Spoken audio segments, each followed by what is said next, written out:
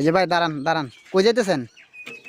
আমি একটু যাইতেছি বাজারের দিকে। তো ভালো আছেন? হ্যাঁ, ভালো আছি আলহামদুলিল্লাহ। আপনার কাছে একটা প্রশ্ন ছিল। জি বলেন।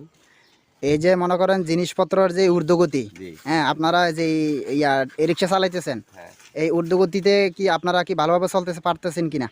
ইনশাল্লাহ। কে কেমন চলতেছে জানি না, আমি তো ভালোই চলতেছি। মাছ মাংস, গরুর মাংস, ডিম, সবজি তো খাইই না বর্তমানে।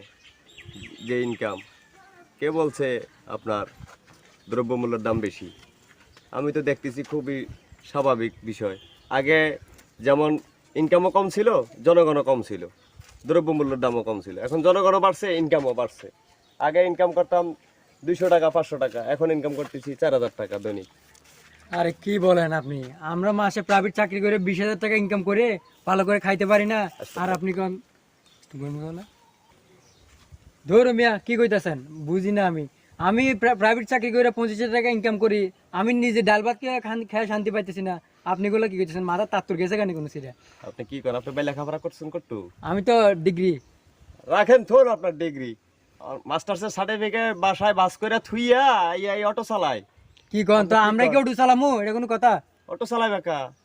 যারা চাকরি পাওয়ার এরা চাকরি পাইয়া জায়গা, বুঝছো? তোমরা তো সার্টিফিকেট নিছো জাল করিয়া, ভুয়া করিয়া, টাকা দিয়ে নিছো, মামু খালু দিয়ে নিছো, পরীক্ষার হলে যাইয়া এমনি সেমনি বন্ধু বান্ধবের লোকে মিল্লা জুল্লা কোনো রকমে পাস করছো। কেরে পাস করছো? কোনো রকমে কি যাতে বিয়া করা যায়, বিয়ার করার লাগে শ্বশুর বাড়িতে দেখানোর লাগে, বলার লাগে যে আমি মাস্টার্স পাস, ডিগ্রি পাস, এর লেগে পাস করছো। চাকরির পিছনে না দৌড়াইয়া আমার মতো উদ্যোক্তা হও। কি চাকরি সবাই কি লেখাপড়া করে কি ওটু চালাইবো? সবাই অটো চালাবো কেন? আমার মতো অটো চালাও, বেকার থেকে লাভ কি?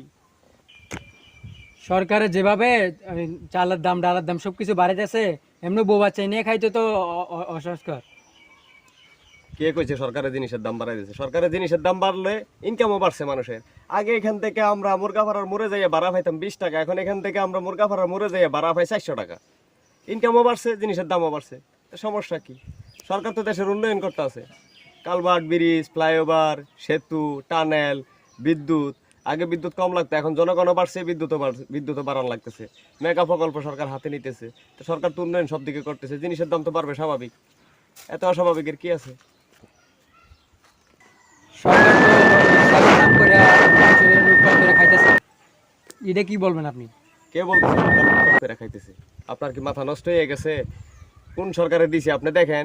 বয়স্ক ভাতা, বিধবা ভাতা, ডাল ভাতা, গর্ভকালীন ভাতা, মাতৃত্বকালীন ভাতা, পঙ্গু ভাতা, হসপিটাল চিকিৎসা সেবা, স্কুল, কলেজ, মাদ্রাসা, মসজিদ, মডেল মসজিদ, স্টেডিয়াম, ক্রীড়া স্টেডিয়াম। সরকার কত কিছু প্রকল্প, মেগা প্রকল্প, এগুলি কাদের জন্য করতেছে? সরকার কি সরকার বাড়ি থেকে চুরি করে না করবো? এগুলি তো সরকার আমাকে টাকা দিয়ে আমাকে করে দিব। তো সেই ক্ষেত্রে তো আমাদের একটু সুবিধা হইব, সব দিকে মেনে নিতে হইব। দেশ এখন ডিজিটাল। আগে ছিল নেটওয়ার্ক 2G 3G, এখন হয়েছে কি 4G, কদিন পরে হইব 5G।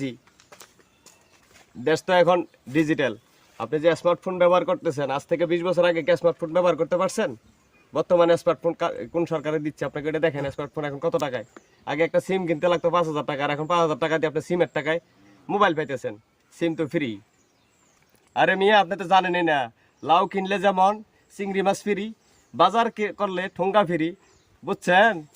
ইত্যাদি বাদ দিয়ে চাকরি বাকরি বাদ দিয়ে আমার মতো অটো লইয়া বাইরে হন, মাস্টার আপনার ডিগ্রি সার্টিফিকেট ঘরে বাস করে রাখুন, বুঝছেন?